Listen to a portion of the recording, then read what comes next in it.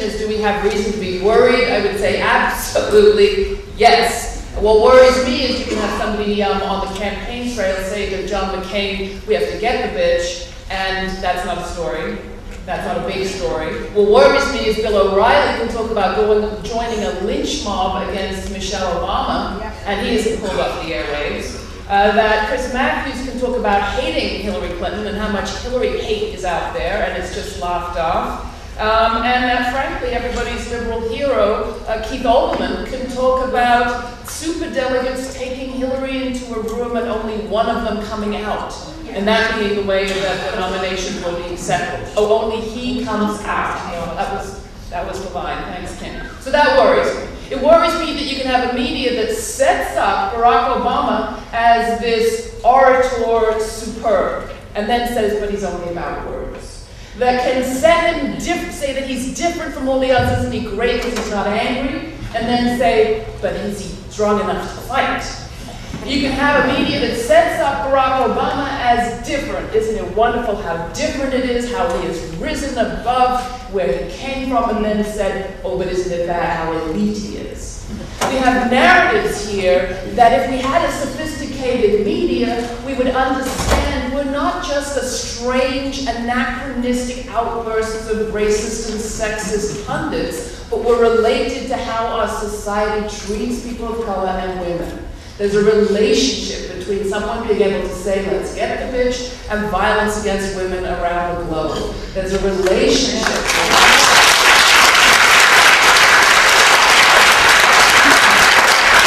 The relationship between the way we set an African-American man up to be different so we can like him and then say, but maybe he's not strong enough to lead.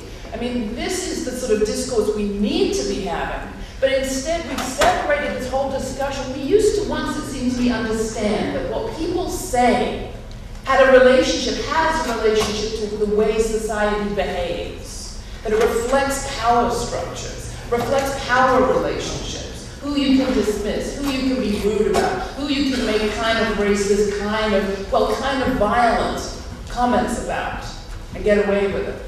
We used to understand there was a relationship between what people say and the way society behaves. But we've seen a language disconnected from that discourse about power, and we've seen the experience of certain people, Hillary Clinton, Barack Obama, various of their surrogates, separated from the treatment of groups.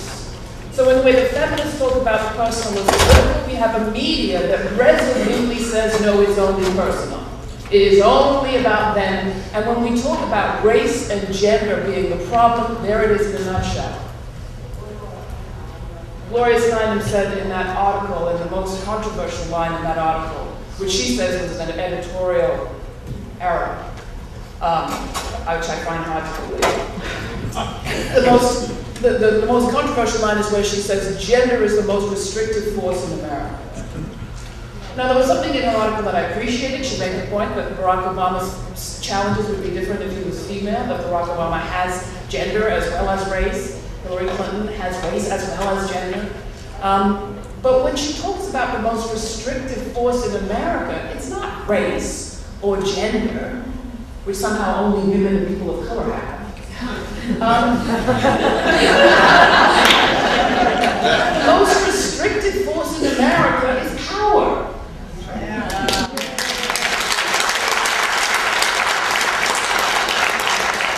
In the context of this conference, I think we need to look at this election as an expression of how media perhaps became the most restrictive power in our democracy. And what kind of democracy does that leave us with? Look at these two candidates. They're running to be the candidate, the nominee of a party that is whose base is disproportionately female, people of color, and young. And yet they are cast from day one as having a problem because she's a woman and he's an African American, and he in particular is attracting a lot of youthful support. They have the problem? They're not the problem, there's the solution. And we've seen that they're the solution, and they've been both of them. This campaign has been the solution to apathy in the primary races. We've never seen so many people get so excited. And they've been the solution so far. Perhaps it's been an illusion, but there's been an illusion that I think has been healthy for our democracy, that one of these candidates might do something for other than just the same old establishment. So you think these characteristics would be positive, our media made them negatives from day one. And the other thing our media did is they vested power in the same old forces. They vested power one more time in the white male vote. Election after election after election after election pursuing the white male vote. Swing voter is usually a euphemism for the white male vote.